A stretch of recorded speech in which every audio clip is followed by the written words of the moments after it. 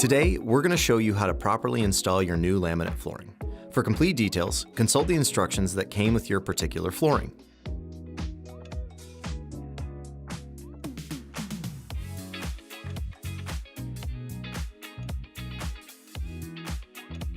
For best results, a finished laminate floor starts with proper preparation underneath. First, remove any existing flooring and underlayment.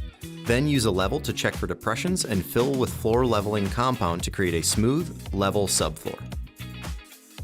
Next, using a handsaw or flush cut saw, undercut any door casings as needed. Flooring should slide easily under each casing. For casings that need to be trimmed, prop the flush cut saw on top of a scrap piece of the new flooring to ensure correct height. Finally, sweep or vacuum the subfloor thoroughly to remove any debris. Your subfloor should now be flat, smooth, and clean, ready for installation. And for best results, acclimate your new flooring by placing it in the room for 24 to 48 hours prior to installation. Optimal temperatures to acclimate, install, and maintain your flooring range from 55 to 85 degrees Fahrenheit. For planks without attached padding, you'll need to install a single layer of underlayment designed for laminate flooring. For planks with attached padding, you can install a manufacturer-recommended moisture or vapor barrier before installing your flooring. Before you begin, determine that the moisture level of your subfloor is no greater than 12%.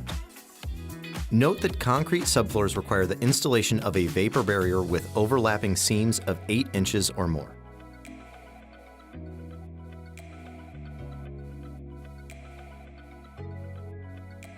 Once the subfloor has been prepped, measure the short dimension of the room and divide by the width of the planks. Plan ahead to be sure the first and last rows will be at least half the width of the planks.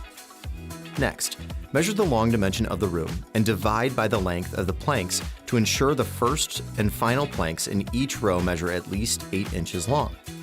Keep in mind that cut planks should never measure less than 8 inches. For this installation, we will lay the planks in a block or brick pattern.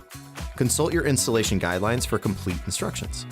For ease of installation, assemble the first 2 rows away from the long wall, then slide them into place.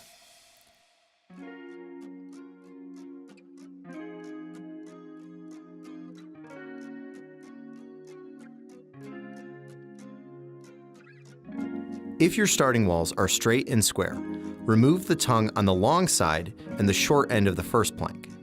For uneven walls, trace the contour of the walls on the tongue sides of the plank and cut to fit. Lay the first plank cut sides towards the walls. Then, begin the second row by using a cut plank. Remember, it should be at least 8 inches long. Insert the tongue into the groove and rotate down until it locks in place.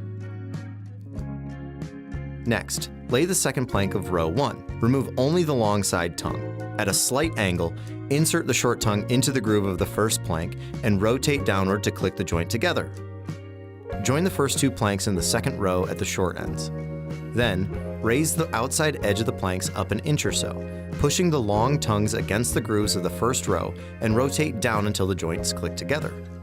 Repeat this process until you reach the opposite wall, tapping the groove ends with a tapping block or pull bar to ensure tight joints as needed.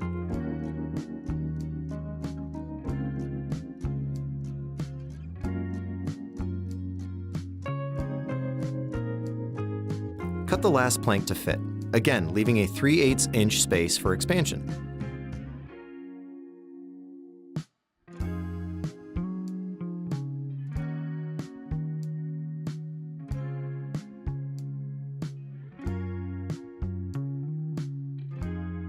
Now, slide the first 2 rows into place. Remember to use spacers to ensure proper expansion space.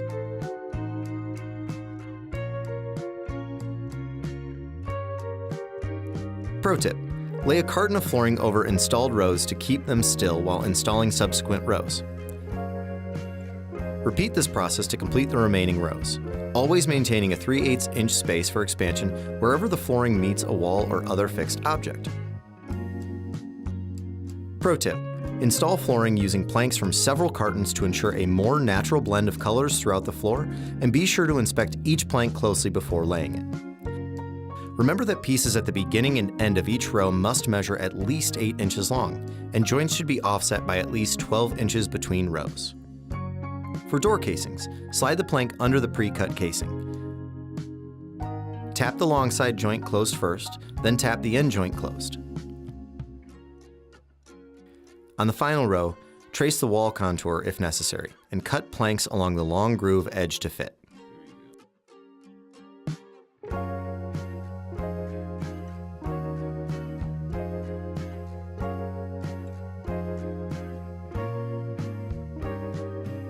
Once all the planks are in place, remove the spacers.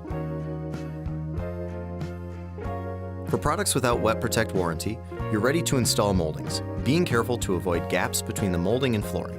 A word of caution: don't install moldings too tight to the flooring to allow for natural expansion and contraction. If your flooring has Wet Protect technology and warranty coverage, you must seal the entire perimeter of the installation. Let's do that now. First, you'll need to fill all expansion spaces along the perimeter. Pro tip: the waterproof quarter round offers faster installation and easier cleanup. Simply install and then apply 100% silicone sealant in any place the flooring meets door frames or other fixed objects where you can't use the quarter round. It's important that you do not use acrylic sealant. If you choose to use the PE foam backer rod instead, insert the 3/8 inch compressible PE foam backer rod to fill the expansion gaps and cover with 100% silicone sealant, ensuring there are no gaps. Then, cover with a standard quarter round to finish the look. Apply silicone sealant anywhere the flooring meets door frames or other fixed objects. Once the silicone cures, your new floor is ready to use. With a bit of basic maintenance, you can enjoy your new floor for years to come.